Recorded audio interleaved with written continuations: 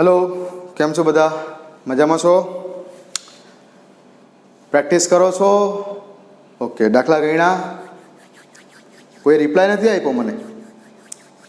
चालो, तो last video में आपणे राउटना नियम पर आधारित दाखला जे बाकी हता बीजी पेटर्नना ते पूरा कर्या छे। आजे आपणे एक नवा टॉपिक पर जई रहेला छे, चेप्टर में आगळ वधीए छे। तो आजनो जे आपणो टॉपिक छे ए छे आदर्श द्रावण अने बिन आदर्श द्रावण, ideal solution, non ideal solution. खूब इम्पोर्टન્ટ टॉपिक, ठीक? तो जनरली हूँ तमने एवं पूछूं कि मारी पासे एक पात्र छे, मारी पासे आ एक पात्र छे जेनी अंदर मैं कोई एक प्रवाही पदार्थ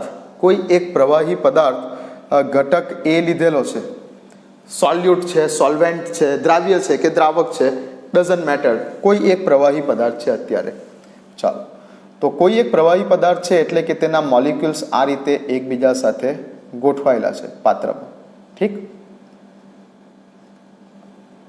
आखा पात्रमां आ रीते गोठवायेला छे। ओके, केटलो लीधो आ? सपोज के 25 ml जेटलुं लीधुं, 25 ml जेटलो लीधो आपणे प्रवाही पदार्थ घटक ए, क्या तो ते द्राव्य छे क्या तो ते द्रावक छे, अत्यारे एनी वात नथी करतो। घटक ए 25 ml जेटलो आपणे एक आ पात्रमां लीधो। ओके, एक बीजुं पात्र लीधुं, एक बीजुं पात्र लईए अने आ पात्रमां आपणे कोई घटक प्रवाही पदार्थ ज लईए, समजी लो के बी छे। केटलो लईए? आ पण 25 ml ज लईए छे एवुं समजी लो। तो आ बधा बी ना मॉलिक्यूल्स छे पात्रमां रहेला, ठीक? ओके, चालो, बे प्रवाहीओ लीधा ए अने बी। हवे जो हूँ आ बंने पात्रमां रहेला प्रवाहीओने भेगा करी दईश, जो हूँ आ बंने पात्रमां रहेला प्रवाहीओने भेगा करी दईश तो आ रीते शुं बनी जशे? अहींया द्रावण बनी जशे, द्रावण बनी जशे। ए अने बी बेमांथी कोई एक द्राव्य छे, कोई एक द्रावक छे, बंनेने भेगा करशो एटले द्रावण बनी जशे। ए अने बी घटकोमांथी बनतुं द्विअंगी द्रावण बनी जशे, जेमां कंईक आ रीते घटक ए, पछी घटक बी, पाछो घटक ए, पाछो घटक बी, फरी पाछो घटक ए बी, आ रीते गोठवायेला थई जशे, बराबर? द्रावण बनी जशे। तो आ द्रावणनुं कद, बनता द्रावणनुं कद केटलुं हशे? घटक ए प्रवाहीनुं कद 25 ml लीधुं, घटक बी प्रवाहीनुं कद 25 ml लीधुं, तो बनता द्रावणनुं कद केटलुं हशे? तमे सीधुं कहेशो के 25 અને 25 એટલે અહીંયા બનશે 50 ml। આપણે આવું જ વિચારીએ છીએ ને? હા, આપણે 50 ml છે એવું જ બોલીએ છીએ, બરાબર? કેમ કે અત્યાર સુધી આપણે એવું માનીને ચાલીએ છીએ કે બધા જ જે દ્રાવણ બને છે, બધા જ જે દ્રાવણ બને છે એ બધા જ જે દ્રાવણ છે તે આદર્શ દ્રાવણ છે, આપણે એવું માનીને ચાલીએ છીએ। આપણે કદાચ એવું વિચાર્યું પણ નથી કે 25 ml આ અને 25 ml આને ભેગા કરીશું તો બનતા દ્રાવણનું જે કદ છે એ 50 ml કરતાં વધારે કે 50 ml કરતાં ઓછું હોઈ શકે છે, એવું આપણે વિચાર પણ નથી કર્યો અત્યાર સુધી। વિચાર કર્યો છે? 25 ml કોઈ એક પ્રવાહી લીધું, બીજું પાત્રમાં 25 ml બીજું લીધું, 25 અને 25 ml બંનેને ભેગા કરી દીધા તો દ્રાવણ બની ગયું। તો બનતા દ્રાવણનું કદ જો આદર્શ દ્રાવણ છે તો 50 ml જ હશે, પણ જો બિન આદર્શ દ્રાવણ હશે તો આ કદ, દ્રાવણનું કદ એ 50 ml કરતાં વધારે પણ હોઈ શકે છે, 50 ml કરતાં ઓછું પણ હોઈ શકે છે, આવું પણ બની શકે છે, પણ જેનો આપણે વિચાર નથી કર્યો અને જે વાત ઉપર હવે આજે આપણે જવાનું છે, ઠીક છે ને? તો આદર્શ દ્રાવણની જો આપણે વાત કરીએ તો આદર્શ દ્રાવણ માટે હંમેશા દ્રાવ્ય અને દ્રાવકને તમે જ્યારે ભેગા કરો છો અને દ્રાવણ બનાવો છો તો દ્રાવ્ય અને દ્રાવકના જે કંઈ પણ કદ છે એ બંનેના કદનો સરવાળો કરતાં જે દ્રાવણ બને છે એ દ્રાવણનું કુલ કદ પણ એટલું જ હોવું જોઈએ।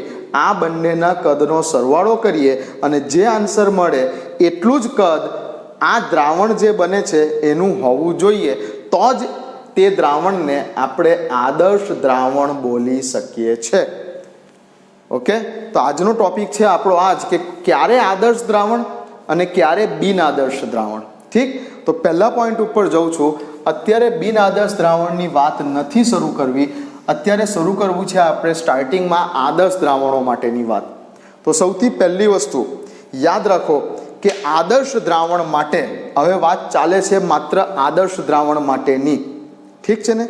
આદર્શ દ્રાવણ માટે પહેલી વસ્તુ યાદ રાખો કે delta V mixing is always equal to 0. આ શું લખ્યું મેં? Delta V mixing is always equal to 0. આ મેં શું લખ્યું? સપોઝ કે હું ઘટક પ્રવાહી એ અને ઘટક પ્રવાહી બી ને મિક્સ કરું છું, તો આ જગ્યા ઉપર મારી પાસે આનું વોલ્યુમ, આને લઈ લઉં છું V1 ઇઝ ઇક્વલ ટુ આટલા, આને લઈ લઉં છું V2 ઇઝ ઇક્વલ ટુ આટલા, અને આને લઈ લઉં છું દ્રાવણ બને છે તે દરમિયાન હું લઈ લઉં છું V ટોટલ, V કુલ કદ બરાબર આટલું. તો V1 પ્લસ V2 કેટલું થયું? V1 પ્લસ V2 25 વત્તા 25 કરીએ તો કેટલા આવે? 50 આવે. અને V કુલ એટલે કે આ કુલ જે દ્રાવણ બને છે એનું કદ કેટલું મળ્યું? એ 50 ml મળ્યું. તો ડેલ્ટા V બરાબર શું થશે? V ટોટલ ઓછા V1 plus V2. Delta V mixing is equal two V total માંથી આ બંનેનો સરવાળો બાદ કરો, એ તમારો ડેલ્ટા V થયો. તો V ટોટલ કેટલું છે? 50. V1 પ્લસ V2 કેટલા છે? 25 વત્તા 25, 50. 50 ઓછા 50 કેટલા થઈ ગયા? 0. જો આવું થાય તો તે આદર્શ દ્રાવણ છે. તો યાદ રાખો, આદર્શ દ્રાવણ માટે હંમેશા ડેલ્ટા વી મિક્સિંગ કેટલું થાય? 0. એનો અર્થ શું થયો કે દ્રાવ્ય અને દ્રાવકના કદનો સરવાળો કરતા જે આન્સર આવે છે એટલું જ કદ કોનું હોય છે? દ્રાવણનું હોય છે. બંનેને ભેગા કરતા મળતું કદ આ બંનેના સરવાળા જેટલું થાય તો બંનેની બાદબાકીનો જવાબ કેટલો આવી જાય? 0. એટલે ડેલ્ટા વી મિક્સિંગ કેટલું થઈ જાય? 0. કયા દ્રાવણની વાત ચાલે છે? આદર્શ દ્રાવણની વાત. તો આદર્શ દ્રાવણ માટે હંમેશા delta V mixing is equal to 0. બીજું, આદર્શ દ્રાવણ માટે હંમેશા delta H mixing is always equal to 0. Delta H mixing is always equal to 0. Enthalpy ફેરફાર પણ 0 હશે આદર્શ દ્રાવણ માટે. કેમ એન્થાલ્પી ફેરફાર 0 હશે? આવું છું, એ પોઈન્ટ ઉપર આવું છું. યાદ રાખો, અત્યારે આદર્શ દ્રાવણ માટે એન્થાલ્પીનો ફેરફાર પણ 0 હશે. બરાબર છે? ઓકે. થર્ડ પોઈન્ટ ઉપર જે ખૂબ ઇમ્પોર્ટન્ટ પોઈન્ટ છે, થર્ડ પોઈન્ટ કે જે આપણો ખૂબ ઇમ્પોર્ટન્ટ પોઈન્ટ છે, આદર્શ દ્રાવણ હશે તો આદર્શ દ્રાવણ માટે ફોર્સ ઓફ એટ્રેક્શન શું કહીએ આપણે? આંતર આણ્વીય આકર્ષણ સમાન જોવા મળશે.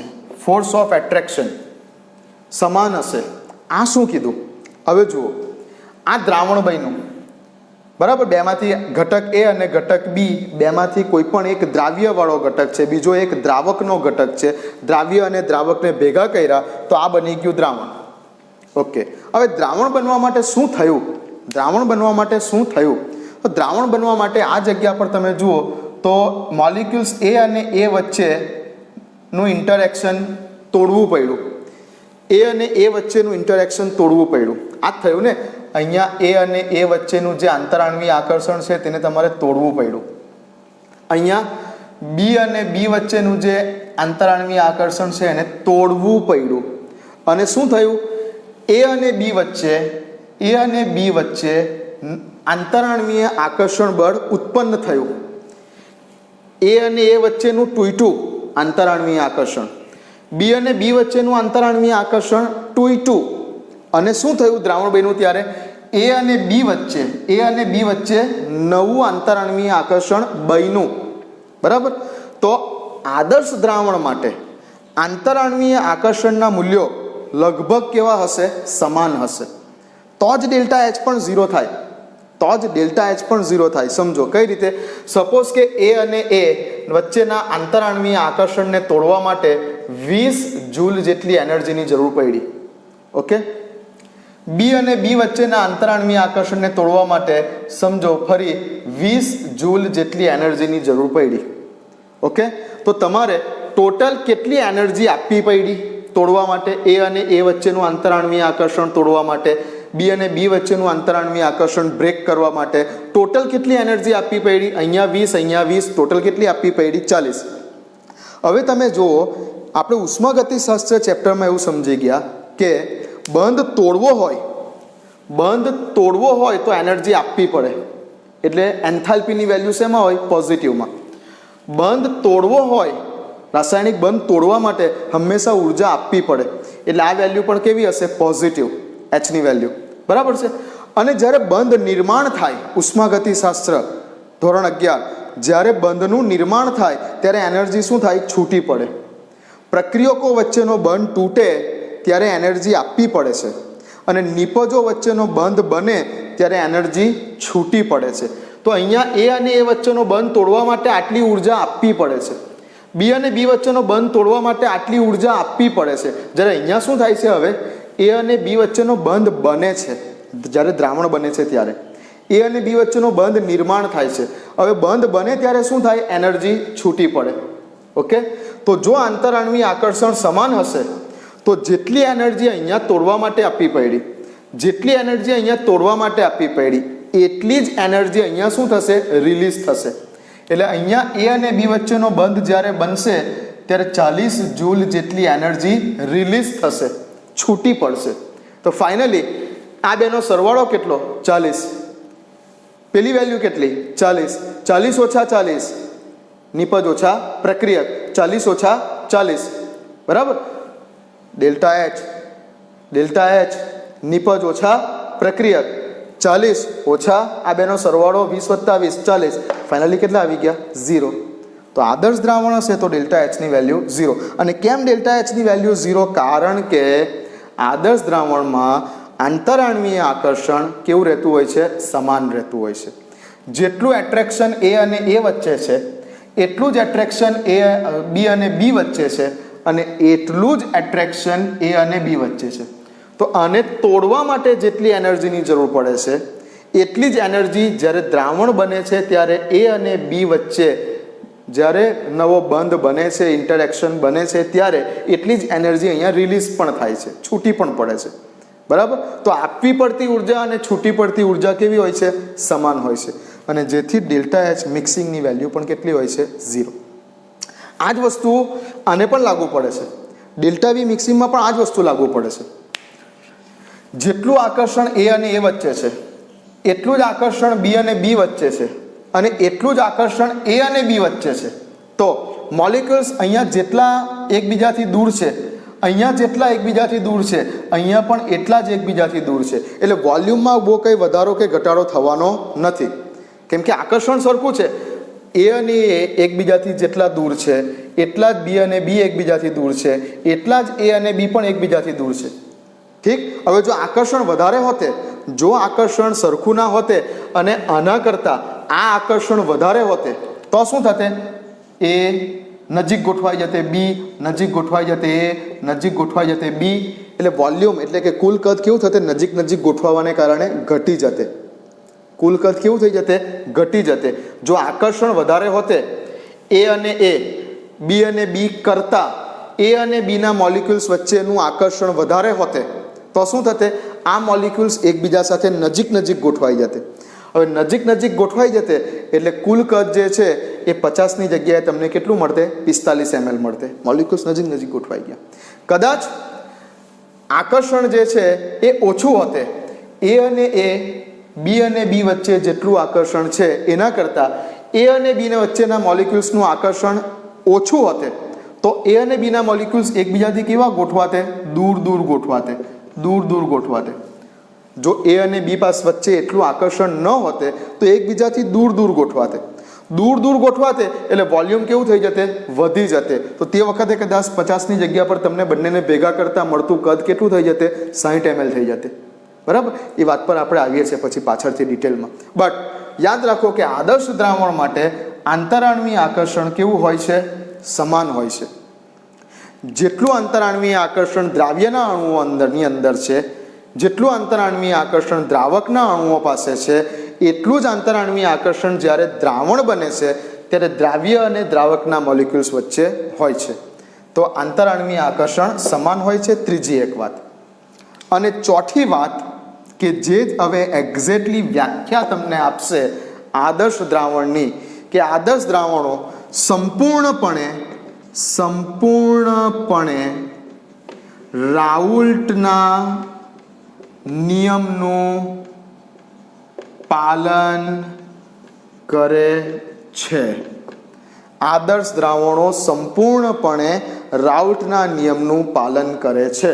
બુકમાં જોશો તો વ્યાખ્યા પણ એવી જ છે કે જે દ્રાવણો સાંદ્રતાના સંપૂર્ણ ગાળા માટે કોઈ પણ સાંદ્રતાએ ઓછી સાંદ્રતાએ, વધારે સાંદ્રતાએ, કોઈ પણ સાંદ્રતાએ, જે દ્રાવણો કોઈ પણ સાંદ્રતાએ રાઉલ્ટના નિયમનું પાલન કરે છે તેવા દ્રાવણોને આદર્શ દ્રાવણો કહે છે.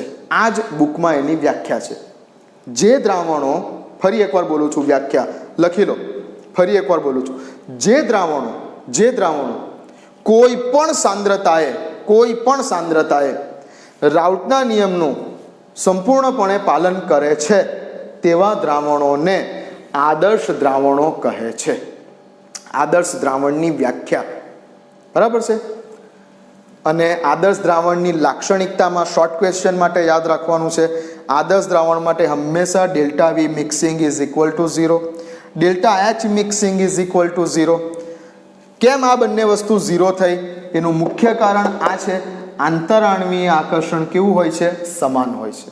ઠીક, ચાલો. તો હેડિંગ આપો આદર્શ દ્રાવણ. હવે નોટ લઈ લો, પેન લઈ લો, હેડિંગ આપો આદર્શ દ્રાવણ. આદર્શ દ્રાવણની સૌથી પહેલાં વ્યાખ્યા લખો. બોલું છું હું, વિડીયોને પોઝ કરી દો, નોટ પેન લઈને બેસી જાઓ, હું વ્યાખ્યા બોલું છું, લખો. ચાલો. જે દ્રાવણો, હેડિંગ આપ્યું આદર્શ દ્રાવણ, લખો. જે દ્રાવણો કોઈ પણ સાંદ્રતાએ રાઉલ્ટના નિયમનું સંપૂર્ણપણે પાલન કરે છે, જે દ્રાવણો કોઈ પણ સાંદ્રતાએ સંપૂર્ણપણે રાઉલ્ટના નિયમનું પાલન કરે છે તેવા દ્રાવણોને આદર્શ દ્રાવણો કહે છે. આ વ્યાખ્યા, બરાબર. ચલો નીચે પોઈન્ટ પાડીને લખજો. આદર્શ દ્રાવણો માટે હંમેશા number 1 delta V mixing is equal to 0. ઠીક. ફરી પાછું નંબર 2, આદર્શ દ્રાવણો માટે હંમેશા ડેલ્ટા એચ મિક્સિંગ એટલે આ બંનેને ભેગા થતો એન્થાલ્પીનો ફેરફાર. ડેલ્ટા વી મિક્સિંગ એટલે આ બંનેને ભેગા કરતા થતો કદનો ફેરફાર. Delta V mixing is equal to 0, delta H mixing is equal to 0. અને ત્રીજી એક ખાસ વસ્તુ આદર્શ દ્રાવણ માટે, કે આદર્શ દ્રાવણ જ્યારે બને છે ત્યારે આંતરાણવીય આકર્ષણ કેવું રહેતું હોય છે? સમાન રહેતું હોય છે. તો 3 વસ્તુ લખી દેવાની છે. આ ચોથી વસ્તુ તો આપણે વ્યાખ્યામાં લખી દીધી. ઠીક છે, લખી લો. આ આકૃતિ કે દોરવાની જરૂર નથી, આ તમને સમજાવવા માટે બતાવેલું છે. લખી લો આટલું.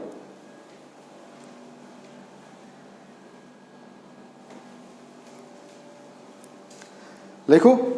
ચાલો. તો આદર્શ દ્રાવણ માટે સૌથી પહેલા તમે લખી આદર્શ દ્રાવણ માટેની વ્યાખ્યા લખી. શું લખ્યું વ્યાખ્યા? જે દ્રાવણો કોઈ પણ સાંદ્રતાએ રાઉલ્ટના નિયમનું પાલન કરે છે, જે દ્રાવણો કોઈ પણ સાંદ્રતાએ રાઉલ્ટના નિયમનું પાલન કરે છે તેવા દ્રાવણોને આદર્શ દ્રાવણો કહે છે. હવે રાઉલ્ટના નિયમનું પાલન કરે છે એટલે શું? તો આપણે જનરલી ઘટક એ ઘટક બી બંને જ્યારે બાષ્પશીલ ઘટકો છે, ઘટક એ ઘટક બી બંને જ્યારે બાષ્પશીલ ઘટકો છે અને ત્યારે આપણે દ્રાવણનું કુલ દબાણ પી ટોટલ જ્યારે આપણે ગણતરી કરવી છે ત્યારે આપણે શું કરીએ છીએ? ઘટક એનું આંશિક દબાણ વત્તા ઘટક બીનું આંશિક દબાણ. ઘટક એનું આંશિક દબાણ એટલે શું થાય કે પી નોટ એ ઇન્ટુ દ્રાવણમાં રહેલા તેના મોલ અંશ એટલે XA પ્લસ પીબી એટલે શું? પી નોટ બી ઇન્ટુ દ્રાવણમાં રહેલા તેના મોલ અંશ એટલે XB. આ રીતે આપણે પી ટોટલની ગણતરી કરીએ છીએ, બરાબર. તો આપણે જે આ ગણતરી કરીએ છીએ પી ટોટલની, આપણે જે આ પી ટોટલની ગણતરી કરીએ છીએ એ આપણું કયું દબાણ કહેવાય? સૈદ્ધાંતિક રીતે આવેલું, ગણતરીપૂર્વક આવેલું બાષ્પ દબાણ આપણું આટલું છે. બટ હવે જ્યારે પ્રેક્ટિકલથી જે દ્રાવણ બન્યું એ દ્રાવણનું પ્રેક્ટિકલી પ્રાયોગિક રીતે મેનોમીટર નામના સાધનની મદદથી પ્રાયોગિક રીતે જ્યારે દ્રાવણનું બાષ્પ દબાણ માપવામાં આવે છે ત્યારે પી પ્રાયોગિક રીતે માપવામાં આવતું બાષ્પ દબાણ દ્રાવણનું અને પી ટોટલ કે જે આપણે સૈદ્ધાંતિક રીતે માપેલું છે, સૈદ્ધાંતિક રીતે ગણતરીપૂર્વક લાવેલા છે તે બાષ્પ દબાણ, આ બંનેની વેલ્યુ કેવી આવી જાય છે? સરખી. તો કહેવાય કે રાઉટના નિયમનું પાલન કરે છે. પ્રાયોગિક રીતે મળેલું બાષ્પ દબાણ અને સૈદ્ધાંતિક રીતે ગણતરીપૂર્વક લાવેલું બાષ્પ દબાણ આ બંને જો સરખા આવી જાય તો કહેવાય કે રાઉટના નિયમનું પાલન કરે છે. તો આદર્શ દ્રાવણો હંમેશા રાઉટના નિયમનું પાલન કરે છે, કેમ કે પ્રાયોગિક રીતે માપવામાં આવતું બાષ્પ દબાણ અને સૈદ્ધાંતિક રીતે ગણતરીપૂર્વક લાવેલું બાષ્પ દબાણ બંનેનો આન્સર કેવો આવે છે? સરખો આવે છે. પ્રાયોગિક રીતે બાષ્પ દબાણ કયા સાધનની મદદથી માપવામાં આવે છે? મેનોમીટર. ઓકે. તો રાઉટના નિયમનું પાલન કરે. આપણે તો ખાલી એટલું જ યાદ રાખો અત્યારે કે આદર્શ દ્રાવણ હશે તો રાઉટના નિયમનું પાલન કરશે કોઈ પણ સાંદ્રતાએ. ઠીક, ચાલો. તો રાઉટના નિયમનું પાલન કરે છે. બીજું યાદ રાખવાનું છે કે આદર્શ દ્રાવણો માટે હંમેશા આંતર આણ્વીય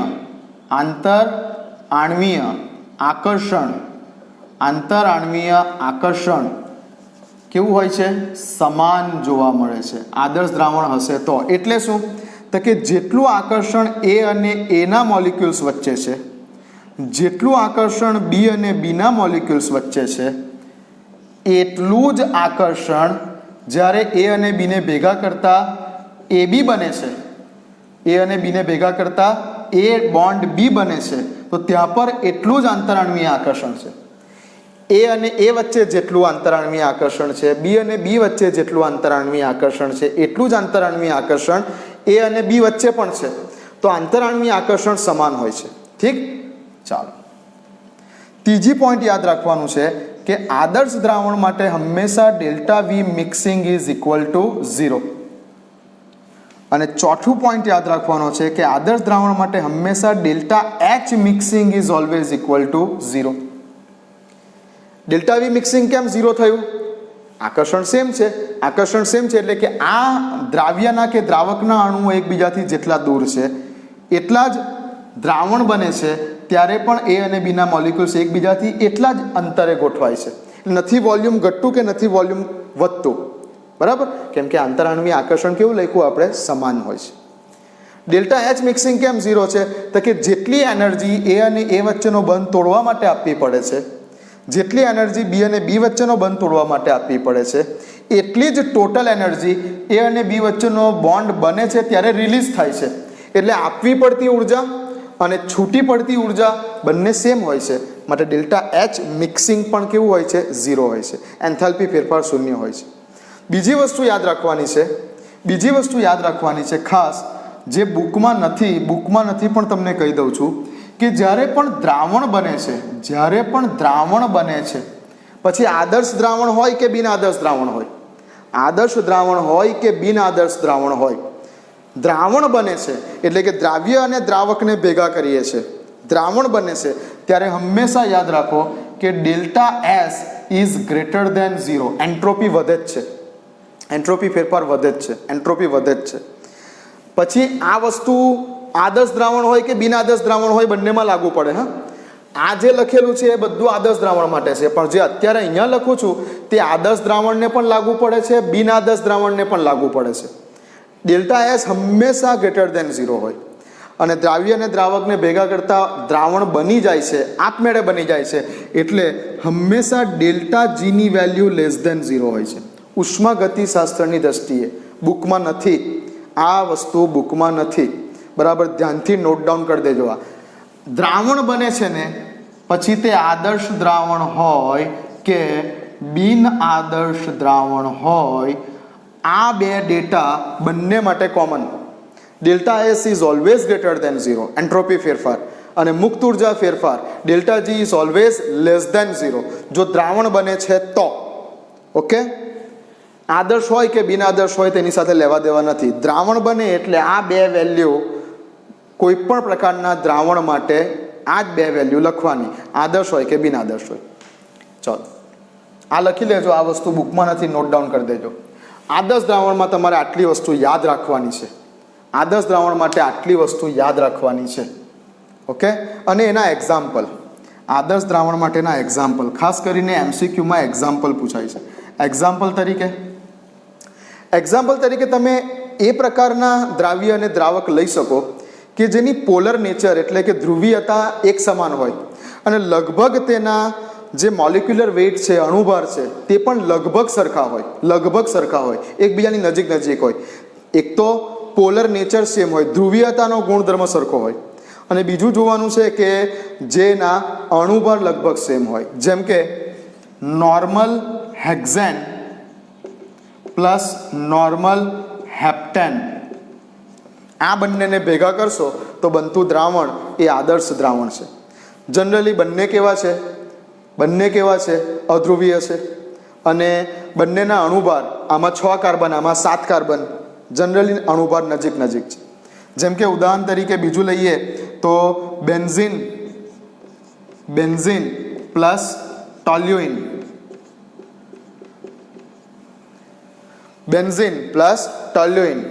બરાબર છે. આ પણ એરોમેટિક છે, બંનેની ધ્રુવીય નેચર પણ સરખા છે, અણુભાર પણ બંનેના કેવા છે? લગભગ નજીક છે. તો આ પણ આપણું આદર્શ દ્રાવણ બનાવશે. નોર્મલ હેક્ઝેન, નોર્મલ હેપ્ટેન આદર્શ દ્રાવણ બનાવશે. બેન્ઝીન, ટોલ્યુઇન ભેગા કરશો આદર્શ દ્રાવણ બનાવશે, બરાબર. બીજું લઈ લો, સપોઝ કે CH3CH2Cl, ક્લોરોઇથેન પ્લસ CH3CH2Br, બ્રોમોઇથેન. ક્લોરોઇથેન અને બ્રોમોઇથેનને લઈને તમે દ્રાવણ બનાવશો તો એ પણ આદર્શ દ્રાવણ બનાવશે.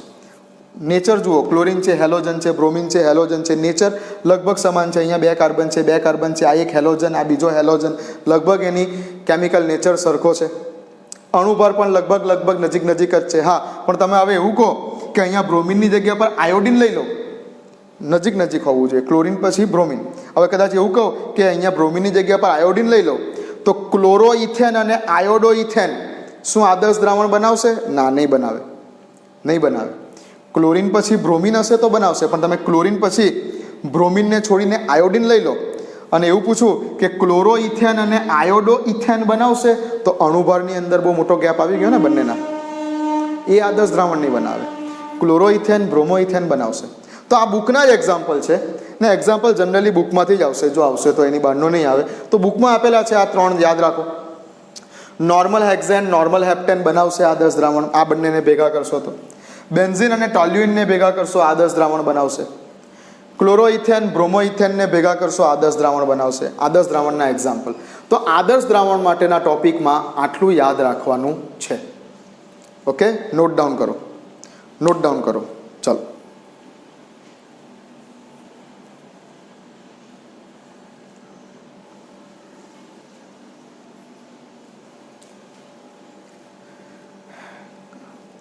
આ ડેટા કોઈ પણ પ્રકારનું દ્રાવણ હશે, આદર્શ હશે કે બિન આદર્શ, દ્રાવણ હશે તો આ વેલ્યુ ફિક્સ, પછી તે આદર્શ હોય કે બિન આદર્શ હોય. ચાલો, કર્યું નોટ ડાઉન? તો હવે આપણે જઈએ છીએ આગળના ટોપિક ઉપર કે ભાઈ બિન આદર્શ દ્રાવણ કોને કહેવાય. તો હવે આપણે જઈએ છીએ બિન આદર્શ દ્રાવણ ઉપર. બિન આદર્શ દ્રાવણમાં સેમ આ જ બધી વેલ્યુ છે, બટ આ બધી વસ્તુને આપણે હવે કરી નાખવાની છે રિવર્સ. તો જે દ્રાવણો કોઈ પણ સાંદ્રતાએ ફરીથી એ જ વ્યાખ્યા કે જે આદર્શ દ્રાવણમાં લખેલી છે તે જ વ્યાખ્યા. જે દ્રાવણો કોઈ પણ સાંદ્રતાએ રાઉલ્ટના નિયમનું પાલન કરતા નથી, પતી ગયું. જે દ્રાવણ કોઈ પણ સાંદ્રતાએ રાઉલ્ટના નિયમનું પાલન કરતા નથી, ઓકે, તો તેને શું કહેવાય છે? શું કહેવાય? બિન આદર્શ દ્રાવણ. જે દ્રાવણો કોઈ પણ સાંદ્રતાએ રાઉલ્ટના નિયમનું પાલન કરતા નથી તો તેવા દ્રાવણને બિન આદર્શ દ્રાવણ કહે છે. હવે રાઉલ્ટના નિયમનું પાલન નથી કરતા એટલે શું? રાઉલ્ટના નિયમનું પાલન નથી કરતા એનો અર્થ શું થયો? ફરી એકવાર, તો રાઉલ્ટના નિયમ પ્રમાણે આપણે પી ટોટલ કે જે સૈદ્ધાંતિક રીતે ગણતરી કરીને મેળવીએ છીએ તેની વેલ્યુ સૂત્ર પ્રમાણે પી એ વત્તા પી બી જેટલી છે. હવે જ્યારે આપણે દ્રાવણનું બાષ્પ દબાણ પ્રાયોગિક રીતે કયા સાધનની મદદથી? મેનોમીટર નામના સાધનની મદદથી માપીશું ત્યારે મળતું બાષ્પ દબાણ અને પી ટોટલ કે જે આપણે સૈદ્ધાંતિક રીતે ગણતરી કરીને લાવેલા છે તે બાષ્પ દબાણ સરખું આવી જશે તો આદર્શ દ્રાવણ. પણ રાઉલ્ટના નિયમનું પાલન નથી કરતા એટલે કે હવે પ્રાયોગિક રીતે મેળવેલું બાષ્પ દબાણ અને સૈદ્ધાંતિક રીતે મેળવેલું બાષ્પ દબાણ સરખું આવશે નહીં. હવે સરખું નહીં આવે તેનો અર્થ શું થયો? બંને વેલ્યુ સરખી નથી આવવાની તેનો અર્થ શું થયો? તો કે પી પ્રાયોગિક રીતે મેળવેલું બાષ્પ દબાણ ક્યાં તો વધારે આવશે કોના કરતાં? સૈદ્ધાંતિક રીતે મેળવેલા બાષ્પ દબાણ કરતાં. ક્યાં તો પી પ્રાયોગિક રીતે મેળવેલું બાષ્પ દબાણ ઓછું આવશે કોના કરતાં? સૈદ્ધાંતિક રીતે મેળવેલા બાષ્પ દબાણ કરતાં. તો બે શક્યતાઓ થશે અહીંયા. સરખું આવી જશે તો આદર્શ દ્રાવણ, સરખું નથી આવતું તો બે શક્યતાઓ છે, ક્યાં તો ગ્રેટર દેન છે ક્યાં તો લેસ દેન છે. બરાબર છે? તો અહીંયા બે પાર્ટ પડશે. હવે રાઉલ્ટના નિયમથી વધારે આવ્યું તો ધન વિચલન, રાઉલ્ટના નિયમથી ઓછું આવ્યું તો ઋણ વિચલન. બરાબર? એની વાત આપણે નેક્સ્ટ વિડીયોમાં કરીશું. આ ટોપિકની વાત આપણે નેક્સ્ટ વિડીયોમાં કરીશું. ચાલો, તો બિન આદર્શ દ્રાવણ ફરી એકવાર કોને કહેવાય? જે દ્રાવણ કોઈ પણ સાંદ્રતાએ રાઉલ્ટના નિયમનું પાલન કરતા નથી તો તેવા દ્રાવણોને બિન આદર્શ દ્રાવણ કહે છે. બિન આદર્શ દ્રાવણ માટે આંતરઆણ્વીય આકર્ષણ સમાન હોતા નથી. સમાન નથી હોવાના એટલે અહીંયા હું બોલી શકું કે દ્રાવક અને દ્રાવકના અણુઓ વચ્ચેનું જે આંતરઆણ્વીય આકર્ષણ છે, જે દ્રાવ્ય અને દ્રાવ્યના અણુઓ વચ્ચેનું આંતરઆણ્વીય આકર્ષણ છે, તે આંતરઆણ્વીય આકર્ષણ દ્રાવક અને દ્રાવ્યના અણુઓ વચ્ચે હોવાનું નથી. ડઝ નોટ ઇક્વલ ટુ દ્રાવક વચ્ચે જે આંતરઆણ્વીય આકર્ષણ છે, દ્રાવ્ય વચ્ચે જે આંતરઆણ્વીય આકર્ષણ છે એટલું આંતરઆણ્વીય આકર્ષણ દ્રાવ્ય અને દ્રાવક વચ્ચે હોવાનું નથી, સમાન નથી હોવાના. બરાબર? હવે જો આંતરઆણ્વીય આકર્ષણ સમાન નહીં હોય તો ડેલ્ટા વી મિક્સિંગ પણ 0 નહીં આવે. જો આંતરઆણ્વીય આકર્ષણ સમાન નહીં હોય તો ડેલ્ટા એચ મિક્સિંગ પણ 0 નહીં આવે. બરાબર છે ને? કેમ? તો કે તમે ઓબ્વિયસલી વાત છે, સીધી વાત છે કે એ અને એ વચ્ચેનું આંતરઆણ્વીય આકર્ષણ છે ડેલ્ટા એચની વાત કરીએ તો સપોઝ કે આને તોડવા માટે 20 જૂલ એનર્જીની જરૂર પડે છે. બી અને બી વચ્ચેનું આંતરઆણ્વીય આકર્ષણ જે છે સપોઝ કે આને તોડવા માટે 20 જૂલ એનર્જીની જરૂર પડે છે. ચાલો, એ અને બી તૂટી ગયા. હવે જ્યારે એ અને બી ભેગા થઈને દ્રાવણ બનાવી દે છે એ બોન્ડ બી, તો જ્યારે આ બંધ બને છે એ દરમિયાન સપોઝ કે આંતરઆણ્વીય આકર્ષણ સરખું હતું તો અહીંયા કેટલી એનર્જી રિલીઝ થશે? 40 જૂલ. તો 20 + 20 40 જૂલ એનર્જી આપવી પડે છે. એ અને બી વચ્ચેનો બંધ બને છે ત્યારે પણ 40 જૂલ એનર્જી રિલીઝ થાય છે. તો આદર્શ દ્રાવણની વાત થઈ. પણ હવે અહીંયા આંતરાણવીય આકર્ષણ સરખા નથી, એટલે સપોઝ કે આ જગ્યા ઉપર રિલીઝ થતી એનર્જી 50 જૂલ છે અથવા રિલીઝ થતી એનર્જી 30 જૂલ છે, ક્યાં તો એ અને બી વચ્ચે આંતરાણવીય આકર્ષણ એ અને બી જેટલું ન હોવાને કારણે એ અને બી વચ્ચેનો બંધ બને છે જ્યારે દ્રાવણ બને છે ત્યારે, તો એનર્જી જે રિલીઝ થાય છે ક્યાં તો 50 જૂલ છે ક્યાં તો 30 જૂલ છે, બરાબર. મીન્સ 20 + 20 એટલે 40 નથી, ક્યાં તો વધારે રિલીઝ થાય છે ક્યાં તો ઓછી રિલીઝ થાય છે, બરાબર. તો ડેલ્ટા એચ મિક્સિંગ 0 નથી હોવાનું. Same way delta V mixing પણ 0 નહીં થાય. જો એ અને બીના મોલિક્યુલ્સ વચ્ચે આંતરાણવીય આકર્ષણ વધારે હશે આ બે કરતાં, તો અણુઓ નજીક ગોઠવાઈ જશે. હવે નજીક ગોઠવાશે એટલે વોલ્યુમ ઘટી જશે. જો આંતરાણવીય આકર્ષણ એ અને બી વચ્ચેનું આંતરાણવીય આકર્ષણ આ બેના આકર્ષણ કરતાં ઓછું હશે તો એ અને બીના મોલિક્યુલ્સ દૂર ગોઠવાઈ જશે. હવે દૂર ગોઠવાશે એટલે વોલ્યુમ વધી જશે. વાત કરીશું આપણે નેક્સ્ટ ટાઈમ આની ડિટેલમાં. તો આજે આપણે માત્ર બિન આદર્શ દ્રાવણ કોને કહેવાય, તેની લાક્ષણિકતા શું છે તેની જ વાત કરીએ છીએ. તો બિન આદર્શ દ્રાવણની વ્યાખ્યા થઈ ગઈ.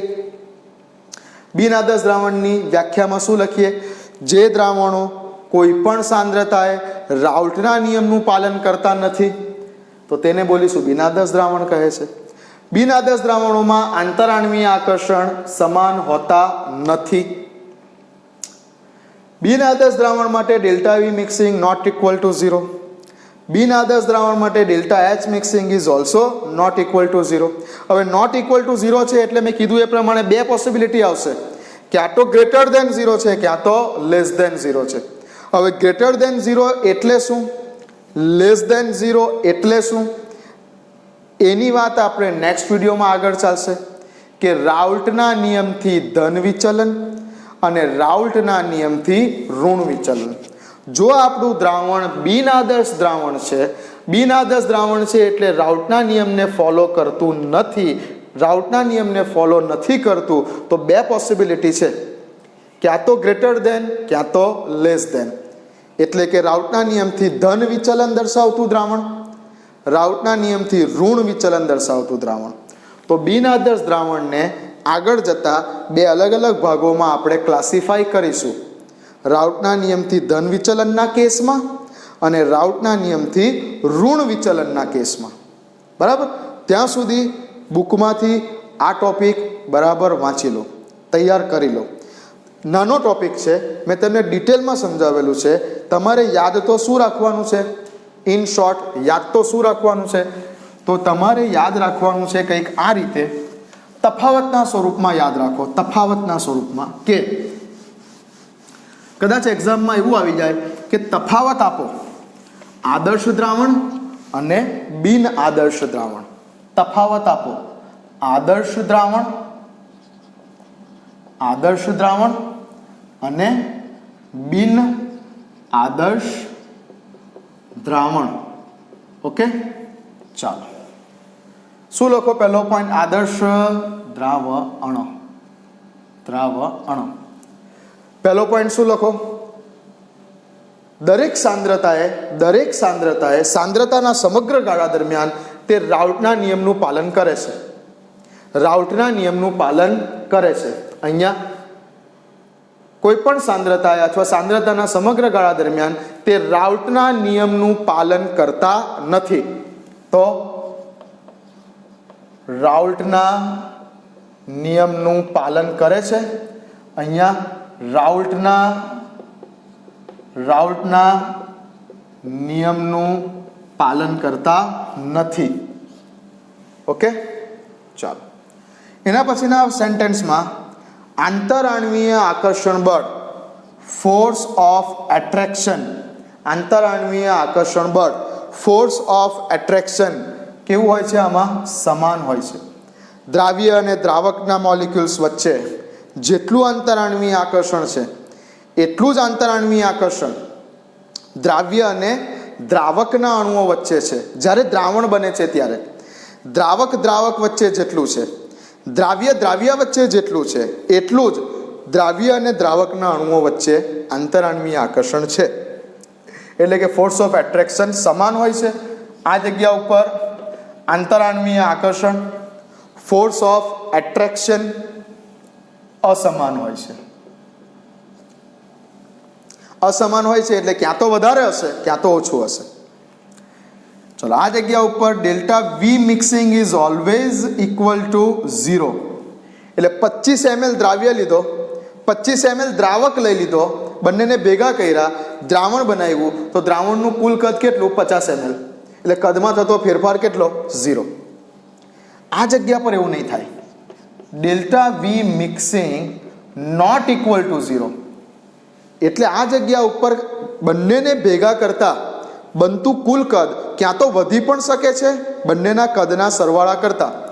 સપોઝ કે V1 જેટલો દ્રાવ્ય લીધો, સપોઝ કે V2 જેટલો દ્રાવક લીધો, બંનેને ભેગા કરશો V1 અને V2 તો મળતું કુલ કદ V ટોટલ ક્યાં તો આ બંનેના સરવાળા કરતાં વધી શકે છે ક્યાં તો આ બંનેના સરવાળા કરતાં ઘટી શકે છે.